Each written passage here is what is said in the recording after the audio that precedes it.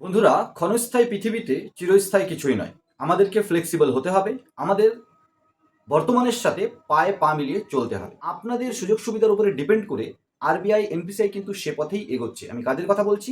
Bank CSP line বা APS CSP লাইনে যারা কাজ করেন, প্লাস ভারতের সমস্ত সিটিজেনদের জন্য।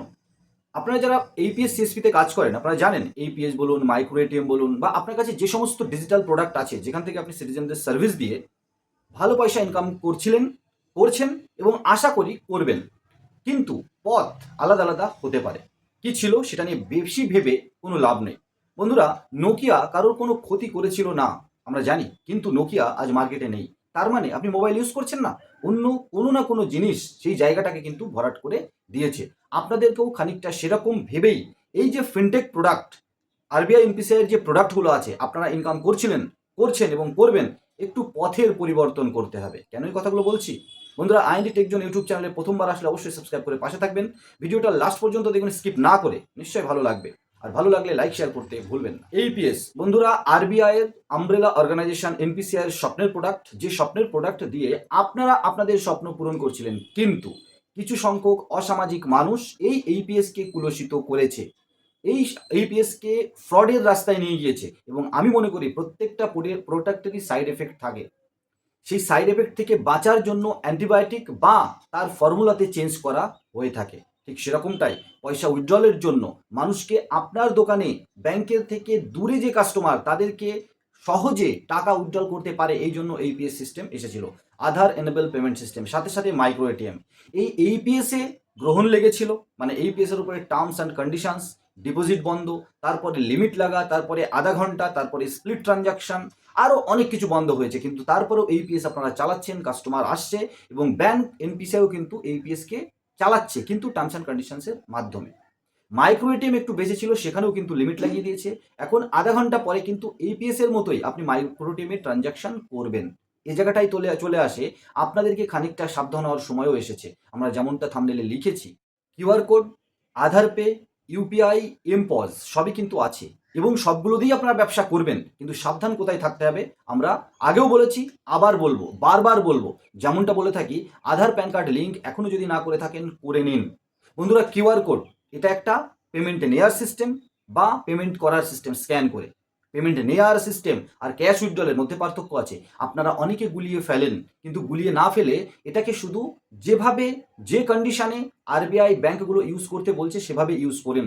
আপনি শর্ট টাইম কোনো প্রফিটের জন্য লং টাইম কোনো লসে যাবেন না। কিউআর কোড দিয়ে সার্ভিস বা প্রোডাক্টের জন্য পেমেন্ট নিন বা আপনি পেমেন্ট করুন। ইউপিআই একটা পেমেন্ট সিস্টেম, একটা মোড আইএমপিএস এর আরও ফাস্ট, যেখানে শুধু মোবাইল নাম্বার বা ইউপিআই আইডিতে আপনি পেমেন্ট করতে পারেন। কিন্তু আপনি আপনার ওয়ালেটের পয়সা বা আপনি আপনার নিজস্ব ব্যাংক অ্যাকাউন্ট থেকে ইউপিআই দিয়ে মানি ট্রান্সফার, আলাদা আলাদা কাস্টমারের ডিএমটি ব্যবসার সাবস্টিটিউট হিসেবে ব্যবহার করে নিজের ফিনান্সিয়াল ফিউচারকে আনসিকিউর করবেন না। আধার পে একটা পেমেন্ট সিস্টেম বন্ধুরা, আপনারা এইপিএস এর সাবস্টিটিউট হিসেবে ব্যবহার করছেন এবং বিভিন্ন কোম্পানি প্রমোট করছে যে আপনার আধার পে দিয়ে উইথড্রল করুন, কিন্তু যখন আপনি ফাঁসবেন কোনো কোম্পানি আপনার পাশে থাকবে না। আপনার কাছে যদি সার্ভিস বা প্রোডাক্ট না থাকে, আপনি আধার পে উইথড্রল সিস্টেম হিসেবে ব্যবহার করবেন না। এইপিএস এর লিমিট লেগে গিয়েছে, কাস্টমারকে বোঝান, করার দরকার নেই। শর্ট টাইম প্রফিটের জন্য লং টাইম আপনার ফিনান্সিয়াল ফিউচারকে আনসিকিউর করবেন না। আধার, প্যান কার্ড, ব্যাংক অ্যাকাউন্টকে আনসিকিউর করবেন না। এইপিএস এর সেটেলমেন্টের জন্য সেভিংস অ্যাকাউন্ট ব্যবহার করবেন না, বা ফ্যামিলির অন্য কোনো ফ্যামিলি মেম্বারের সেভিংস অ্যাকাউন্ট ব্যবহার করবেন না, অ্যাকাউন্টই ব্যবহার করবেন না। বিজনেস কারেন্ট অ্যাকাউন্ট বা নিজস্ব কারেন্ট অ্যাকাউন্ট ব্যবহার করুন এইপিএস সেটেলমেন্টের জন্য। নাহলে কিন্তু আপনার সাথে সাথে আপনার পরিবারের লোকজনও ফেসে যাবে এই সেটেলমেন্ট অ্যামাউন্টের রিকনসিলেশনের হিসাব দিতে গিয়ে। লাস্ট নট লিস্ট, এমপজ বন্ধুরা, mPOS micro point of sale. POS এর মানে পয়েন্ট অফ সেল, আর এম থেকে মাইক্রো, যেমনটা এটিএম এর শর্ট ফর্ম হচ্ছে মাইক্রো এটিএম। বন্ধুরা, মাইক্রো এটিএম যেমন আপনি উইথড্রল করছিলেন, ওটা একটা এনপিসিআই এর প্রোডাক্ট, যেখান থেকে আপনি উইথড্রল করতে পারেন এইপিএস সিস্টেমের মাধ্যমে, এবং আপনাকে কমিশন দেওয়া হয়। এমপস ঠিক সেরকমটাই, যেমন ইউপিআই বা যেমন কিউআর কোড থেকে আপনি পেমেন্ট নিতে পারেন বা পেমেন্ট দিতে পারেন, এই পজের মাধ্যমে আপনি কিন্তু পেমেন্ট নিতে পারবেন। কিসের? প্রোডাক্ট বা সার্ভিস বিক্রি করে। ইউপিআই বলুন, কিউআর কোড বলুন, এমপস বলুন বা আধার পে, এগুলো একটাও কিন্তু উইথড্রল সিস্টেম নয় এখনো। শুধুমাত্র এখন ইউপিআই এর মাধ্যমে ক্যাশ ডিপোজিট এসছে সিডিএমএ মেশিনে গিয়ে, এখনো আপনার কাছে নয়।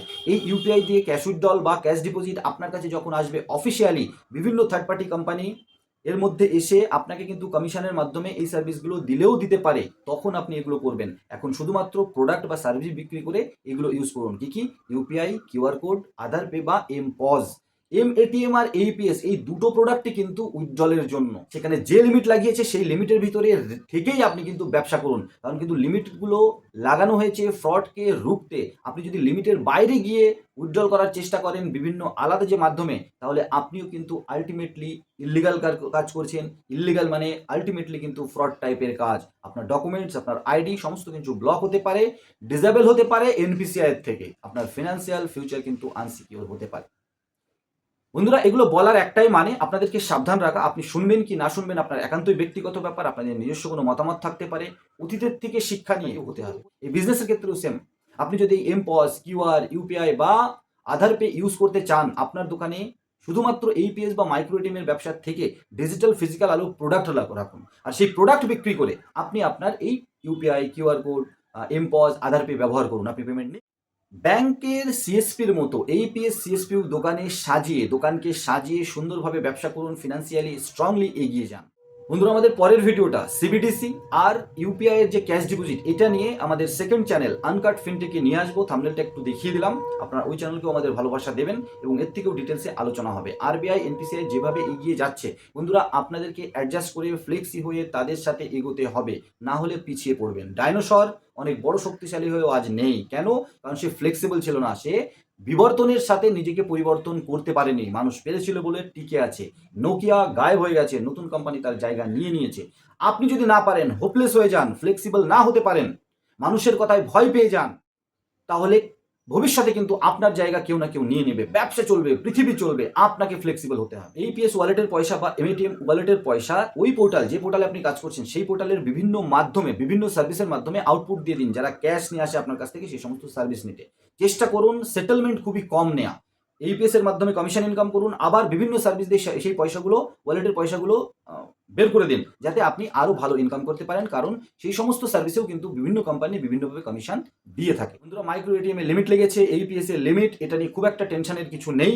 ব্যবসা সারা জীবন একই রকমের একই প্রসেসে চলবে, এটা ভাবাটাই সব থেকে বড় ভুল।